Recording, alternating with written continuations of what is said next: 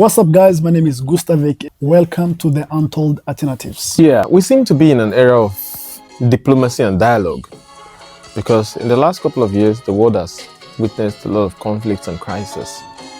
But I think it's time to silence the guns and begin the talks. On this episode, we're going to be talking about somewhere in Africa, a very important country and region where conflict has lingered for decades. And it's about the Congo.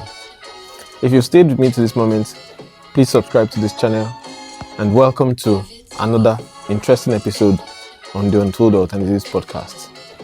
Let's go right into the conversation. Yeah. So Gustav, would you mind giving us a little bit of a background of the situation in the Congo at the moment and how did it get to this point? Well, I don't know how deep I can dive into the history. But the current situation right now is that there is a rebel group fighting in the Kivu area, which is in eastern Congo. There is what we call southern Kivu and North Kivu. And basically it's the Congolese people who are fighting against the government because of the oppression that have been going on through the years. Like, as we all know, Africa before colonial times was this big area, big land, mass of land, and people would move from one place to another and so on and so forth. So pre-colonial times, there was a lot of Kinyarwanda speaking people around southern Uganda, around eastern DRC, in some Tanzania area, and in so many different areas. But the reason why this conflict in eastern Congo is happening is because in this area, these people were not basically accepted as part of the society, and they have been oppressed and told to go back to Rwanda. So throughout the history, there have been so many different fights and different rebel groups. So the times we live in right now is that there is a group called M23, M23 that's fighting, and yeah, maybe we'll talk about the situation. Yeah, a little bit deeper. Later, deeper. Yeah. You have been following this story for quite a while. There seems to be a lot of interplays going on there. Can we just point to what exactly is the root of this problem? I mean, this is serious. He is sitting right here. He understands the root cause. Yeah. I mean, you can give your what you think it is. Yeah, maybe that will be I will tell what I think it is according to the I think I probably would speak about two things. The fact that some people who are mostly the Tutsis feel in Uganda, like you said, they feel like they are disrespected, discriminated, and there's been some kind of linkage.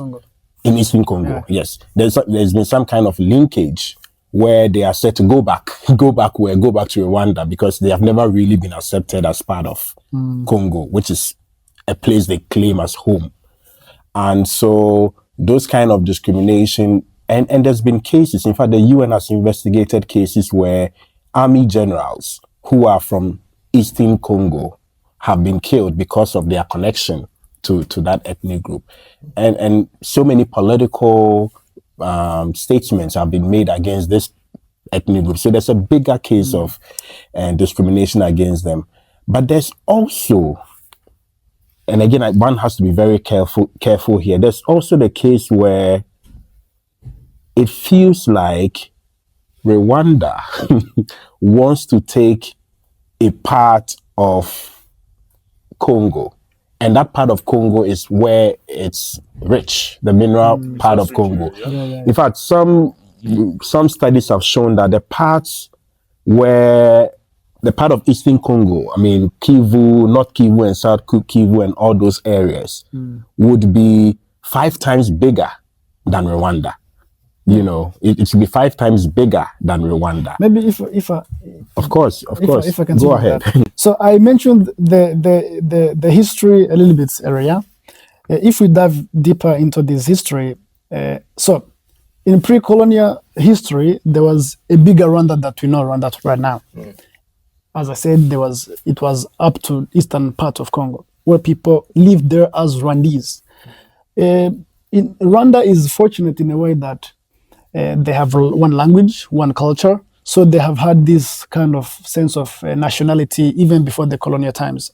In other parts of Africa, even I think in Ghana and in Nigeria or in Congo, they have where there's people with different culture, different languages. So there have been some groups rather than a nationalism. Yeah. So before 1960 or 1961, when Congo got independence, or maybe we can go a little bit further before the colonial times. Rwanda Kingdom, which was a collective nationalism kind of society, was larger than it is right now. So there's people who lived in Eastern Congo who were Rwandese by nationalism, by language and by culture. Yeah. And between 1928 to 1956, Belgian colonial masters took a lot of Rwandese people from Rwanda to go as labor in Congo, in their farms, working for them, and so on and so forth. This is another kind of Rwandese people who became Congolese. There was no Congo right there, back then. There was not even Congolese as a people. There was just subjects of white people. And then there is another move of Rwanda-speaking people in 1959, when the Tutsis were being killed when they decided to go from monarchy to republic. There was this thing going on, and there was Hutu power, so-called Hutu power, and so on and so forth. So Tutsi got killed and became refugees, and they went to Congo. This is another third kind of Kinyarwanda-speaking people in Congo. So when Congo got independence in 1961, if I remember correctly, there was some fights going on in Eastern Congo, in Masisi to be specific, of people of other tribes telling the Kinyarwanda-speaking people to go back to Rwanda, because, as I told you, some were already there even before the colonial times. Other were bought by the Belgians. Other were there as refugees of 1959. But in 1971, there was a law of constitution regarding nationality. Mobutu, who was the president back then, he said that anyone who came to Congo before 1950 is granted citizenship automatically. Okay. 10 years later, 1991, he kind of like reversed it. He was like, actually, anyone who don't have a tribe or a chief before this kind of, I don't remember the specifics, who didn't have tribes in this time, during this time, and this, he's not granted the nationalities, which some of Rwandaphone or Kinyarwanda-speaking people were disclusive in this one. So you can see that throughout these different periods of history, there has been discrimination towards Kinyarwanda-speaking people. But the worst period was in 1994, after the Rwanda genocide. After the Rwanda genocide, the Hutus who committed the genocide fled to Congo, because it's just there, it's on the border. Yeah. When they arrived there, they found other communities of same nationalities and same ethnics, same Tutsis, and they started to continue the massacres. Yeah. And from this period, even other tribes, you cannot tell who is from Rwanda of 1959, who is Rwanda from 1930, or the Rwanda who originated there, because they look the same culture, same language, same appearance. So it's a mixture of a lot of stuff, a complex problem. So the Congolese government, throughout history, even now, they refuse to accept people who speak in Rwanda, because they're like, you're not Congolese. Your culture is not. There's not one culture of Congo and one. So this is this situation led to a lot of different rebel groups, and the recent one, M23. And where do you see this going from here? Maybe before we get to that one, I can say that, of course, there may be some outside interest. Of course. Outside powers. Yeah.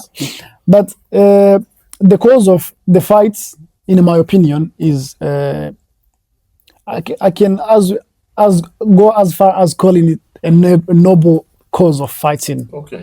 Because we know that no one grants you your freedom just like Freedom that. is not free, yeah, yeah. it's not like so, and there is a lot of push and pull in many different directions, and there's many people who have who gains in this one, whether it's economics, whether it's politics, and so forth. Yeah, but Gustav, it's a noble cause. It's a noble cause to the extent that it reflects calling for equality, calling Yes. for non-discrimination. Yes. But once it goes beyond calling for equality, non-discrimination against the Tutsis in that area, and then now saying that you want to go as far as overthrowing the government in Kinshasa, that doesn't become a noble cause for you. That becomes for the group trying to destabilize the whole of Congo. Congo is It's never been stable. Congo has never been stable. So what are they And so, what are they hold destabilizing? on. Congo has not been stable, Yeah. but at least Kinshasa has been the source of more power, or less, or the source of, if you like, symbolic political power Yeah. for the whole of Congo. So once a rebel group moves beyond securing its own area and saying that now we are moving from having secured our area into going to Kinshasa, which is the national capital, to calling for, the power center, and calling for the overthrow of that government, you are risking, because there are many ethnic groups in that area. There are many ethnic groups in Congo. There are 120 rebels in only Eastern DRC. And so if everyone is calling for the assassination or overthrow of the national government, it doesn't, for me, become a noble cause. I would sympathize with calling for equality, with non-discrimination. And again, the whole conflict has gone beyond equality and non-discrimination into, you agree with me, into some kind of mineral dues, into some kind of wealth. There is that part. You know. Whose interest is this battle about? Yeah, so so it feels like there's some kind of sacrificing of your cause for a bigger I benefit. get you, but the reason is because the government is not listening. So there have been calls for the equality and for the equal rights for 30 years, through different agreements, through different rebel groups, even through this recent one from 2022. So they have been fighting for 3 years, but the government is not willing to listen to the cries of its people, if I call it that way. So if getting what the people want is to go beyond and as far as that, and they are focusing on the coalition of bigger collective of Congolese people, I don't see that as a problem, and I don't see that as like a problem rather than the government's problem. Yeah, but you risk. See, DRC has a lot of hot areas. If one group wants to be heard, and in that process wants to destabilize the government, you can imagine how many other groups would come up. I think I understand that, and that indeed makes the issue much more complicated. But I think the main problem would be this government at the center. How much are they willing to do to resolve the conflict? Because that's the key. Yeah. Because it seems like this kind of challenge is emanating and evolving in many African countries, where a group of people feel like they are not a part of the center. And they try to, many times it begins with vocal form of agitation, airing their views and trying to speak out against the government or to make their position known. And for a long time, the government continues to neglect or ignore them. Then people seem to feel like maybe the languages people understand is violence, and then it evolves into a violent situation. That's what we see in many countries. Of course, I have been hearing about the Congolese crisis for a very long time, and I've come across videos and very devastating situations. But how far and how much is the government willing? This government that sits comfortably at the center in Kinshasa gets a lot of attention and a lot of support, solidarity, and all of that from all around. How much are they willing to do to resolve this conflict at home and make their citizens feel good at home? Because not forgetting the fact that no matter how much the UN is going to do or say, this is your country, it's your home. You have to fix that problem. Every other party has limits because they would say it's at some point it's going to be internal. So how much are you willing to do? Exactly. I mean, I'm not a representative of the Congolese government, and I really haven't been to Congo. Yeah. But I, and to be honest with you, sometimes the Congolese government finds itself in a difficult position. If you negotiate with one rebel group and give it what it needs, how many you have other 120 rebel groups to negotiate with? All of them are asking for different kinds of autonomy and power. So I think the Congolese government strategy is that we are not having direct talks with M23. We are not having direct talks with M23 because M23 has a bigger master. Yeah. And the bigger master being Rwanda. We want to have a conversation with Rwanda because Rwanda actually carries a lot of weight when it comes to M23. Just so that I land. Yeah. And so, Christian, I understand I want them to have a conversation. I'm all for this kind of talking to resolve conflict. I'm all for this diplomacy. But what Christian said that you didn't maybe pay attention to is that the government it's the government's job, or maybe let's call it the government's. It's their responsibility. It's the responsibilities not to give its people a reason to fight. If you take the reason away, if they had like more than 10 years since the last rise in 2012 to 2022, they had 10 years of trying to resolve the situation. Give the people a reason not to fight. Yes. And then let's see if they fight. Then it's Gustav, it's not that simple. It's not that simple. You know, Uganda has some role to play, a bit of role, I would say, very minimal role, I should say. Rwanda has a role to play. Probably. You know, diplomacy has fallen, apart in most of the thing. And so to really put the whole blame on the Congolese government, of course, they share a bigger blame. But I think to put all the blame on the Congolese government and say they have done nothing, it's not. I don't think that's what we're saying, actually. My point would be that maybe we should even take it from the perspective of whose interests or who are the people interested in this crisis. Because, I mean, having lingered for this long, definitely there are some fingers of interest behind it. Maybe if we get to that point and and the stakeholders, especially the stakeholders that have been involved in negotiation, understand what are the interests underlying this crisis. Maybe that could be a starting point to begin to resolve it. Because like you said, I mean, we can't, in my own view, we can't excuse the government. I mean, no, we can't. These guys have got to sit their ass up and fix problems. Obviously. And you know what? Many times in some African countries, not all, just for clarity, the government is rather, what I call it, retroactive, or they sit back and they're only reactive. They are not always proactive. When issues that can emanate into a national crisis is forming, they handle it with so much levity and disregard, or they undermine it. And then it becomes a whole flame of fire. And then they start running helter-skelter. And some people even use it for political gain, which is even the most disheartening part of it. So while we understand these complexities, I think the question to ask is, whose interest is it? I mean, generations of children have got to grow up in crisis, in war-torn neighborhood. You can imagine. Maybe I can give a little bit of personal story of my own history regarding to that. So my family, my parents are both from Masisi, which is in Eastern Congo. In 1996, which was not entirely a Congolese government's Congolese government fault, they had to migrate to go to Rwanda as refugees because of this conflict. This still the same conflict you're still talking about. Same layers and the same layer. I was not born back then. So the family went to Rwanda, and I was born in Rwanda as a refugee.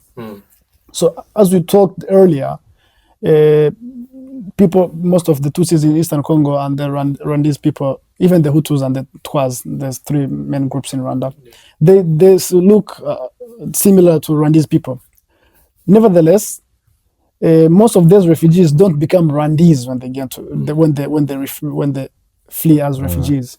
So they went to refugee camps. They became refugees, and well, I was lucky to get here right now. I'm not still being in a refugee camp. We are grateful to have you Yeah. here. But Always. there's still a lot of people that I grew up with who were born in the same refugee camp and who are still refugees. They cannot become Rwandese because, first of all, they're not Rwandese and they don't want to be Rwandese. They're waiting for their own place. They had farms in Congo. They had cattle in Congo. They still long to go back to the same lifestyle they used to live in 30 years ago.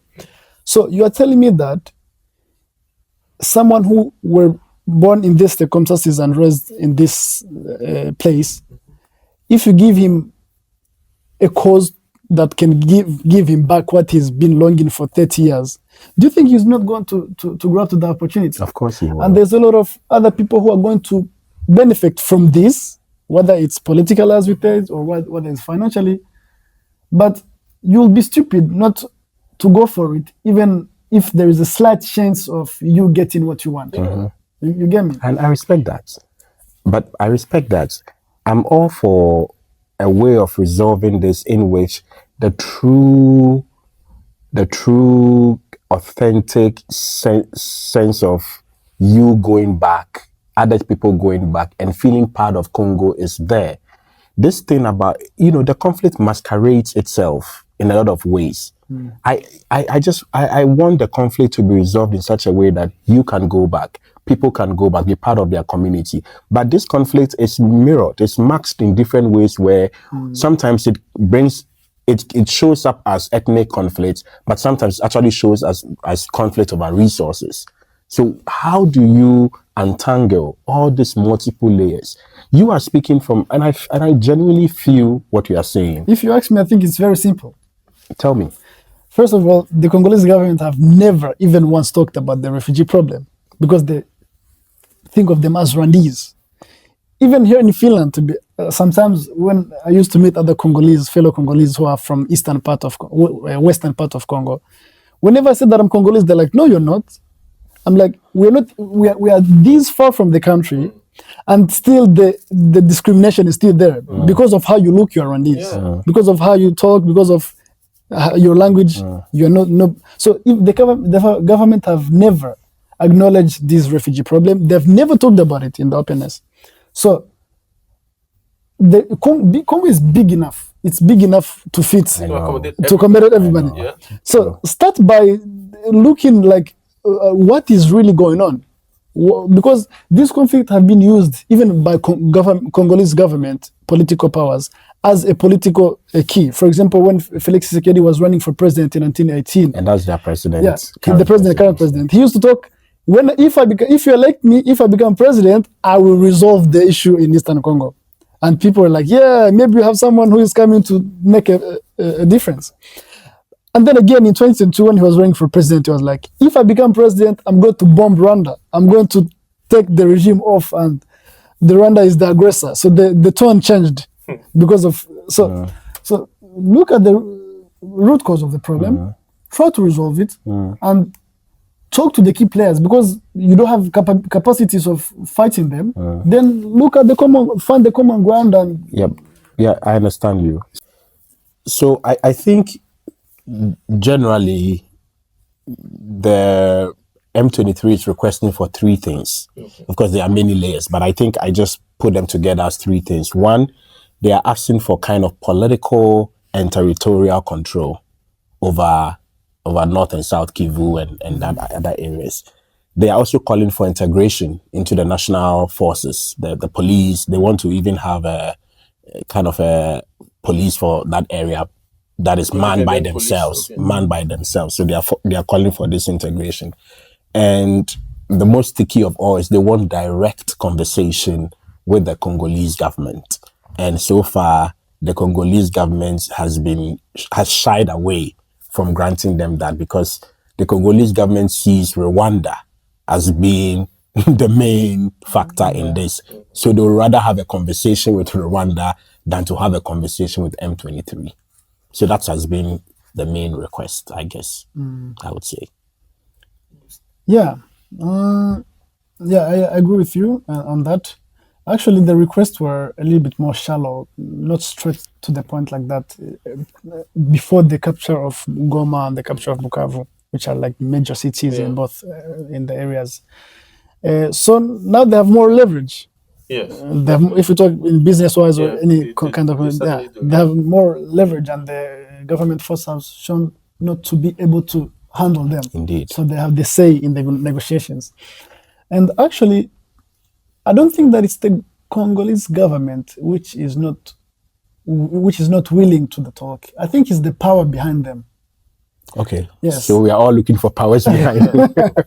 Yes, because last week actually there had been planned a place which was Angola and time for negotiations, but then in the same night the Belgian issued some sanctions on specific rebel leaders in the M23.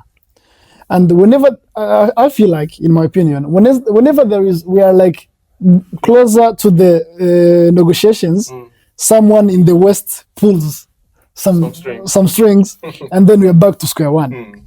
So, yeah, you may say that Rwanda or Uganda or Africa, another country, is probably behind M23 or supporting them.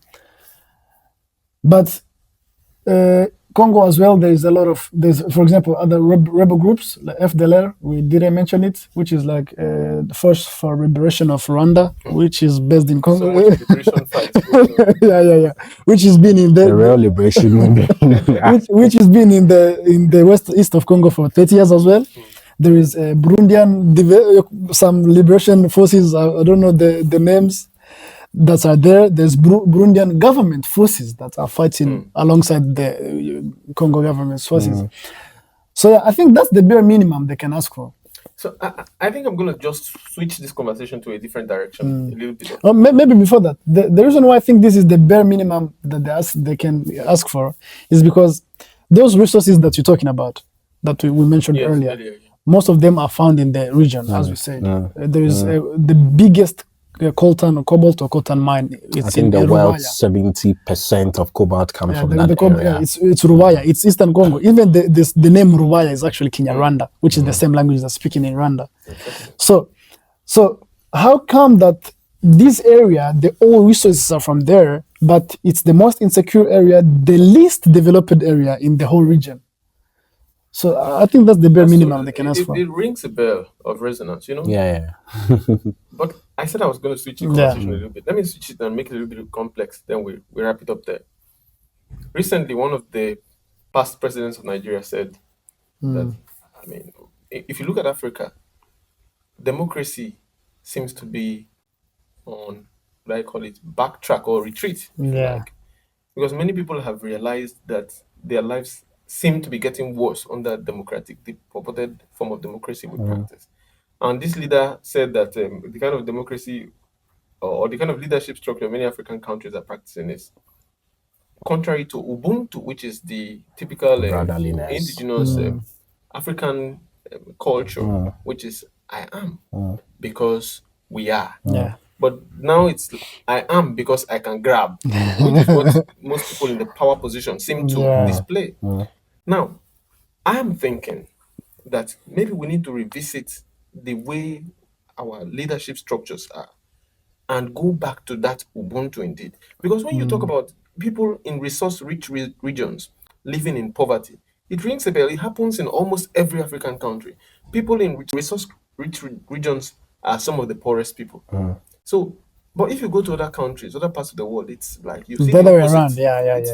And time and again, the political structures, the power, the people in power position always find it really difficult to allow these people to take charge of their resources. And we are in a federation, we are in democracy, we are in federal systems where states can have their independence. You have states, right? You have, which is that would have given, to me, I think that would have that would have looked like what we had in Ubuntu, where power was closer to the people.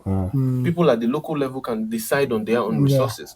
and how they want to do, and maybe pay taxes to the center or some kind of contributions upwards. But in this case, the person in power stays very far away in one central headquarters, That's and then packs everything collect from there, yeah, and the people there don't get to benefit from the resources. The only thing exactly. they get is the environmental hazards, the poverty that comes out of the exploitation and exploration. But how sure are you that the state? How sure are you that the state even gets the resources, and not France or US or? Oh, that's another. Well, I mean, that's a different thing. that's another, I mean, it does get it, maybe direct or indirect. If But the even that, if yeah, that happens, we Absolutely. can't exonerate Yeah. the state because the state is definitely going to be Yeah, aware. I agree. I agree. So and yeah, they're the one making the agreements and the yeah, and the deals. So, yeah. But as we wrap up, what do you think is the way forward? Where do you see this going?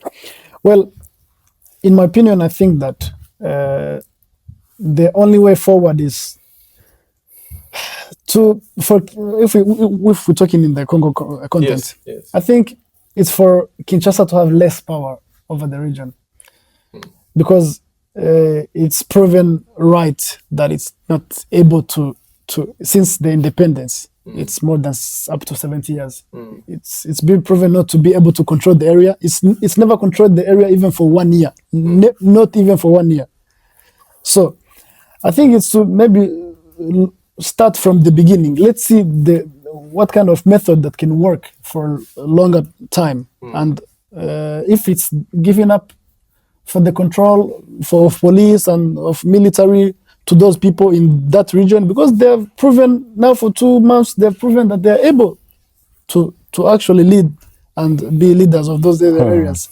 You may say you may have other opinions, but yeah. So I think it's time to hear what people are asking for and do accordingly, rather than let one person who is like in 200 kilometers away to decide what's right for them. Yeah, I think in the midst of conflict, you may want to say that they are running it well, but we live to see what it actually is. Yeah. But for me, I think 3 scenarios may play out according to some study. One, that they actually gain control of these areas by force, and then Rwanda has a more like a upper hand in managing that region in terms of its resources. The other scenario would be that they would indeed be able to the rebel groups will be able to galvanize and go to Kinshasa, but that also risk kind of a national disruption, because other regions ethnic will groups want to and do all that. that would. Yeah. The third scenario is that, well, it remains as it has been, whether from 96, whether from 2012, and so you have a protracted conflict. My fear really is that you don't draw neighbors into this, because Rwanda is there, Uganda is there, South Africa seems to be taking an increasing, role position in that matter. Angola has always stayed, and now even Burundi is even raising fears of being dragged into the conflict or being attacked by Rwanda. It's already in the conflict. So I mean, as an African, I mean, I really, he's my brother, I really understand what the issue is. But as an African, I fear that we risk another kind of all-out war there. The Congo is really the breadbasket, or could be the breadbasket of the world. It's proving to be the mineral center of the world also. Very nice people. But I don't know, really. I think Maybe I think to wrap it up, I think we can look at where we were like few years ago, where we are right now, and then any direction that's even slightly better than the one you are right now. where we are right now or where we were yesterday, it's better.